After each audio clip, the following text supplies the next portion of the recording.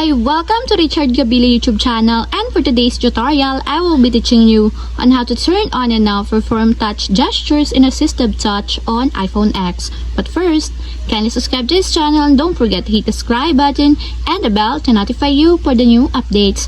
And let's start! Using your iPhone X, from your home screen first, go to Settings.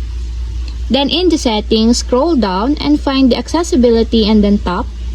Then in the Accessibility, scroll down and go to Physical and Motor section and then tap the Touch.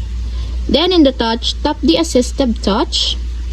Then in this part in the Assistive Touch, scroll down and then find the Perform Touch Gestures, and as you will see, there's a switch button located on the side of it.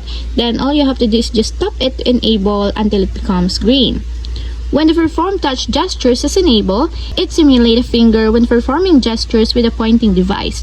When enabled, apps may recognize some gestures differently. For example, scrolling may be preferred over text selection.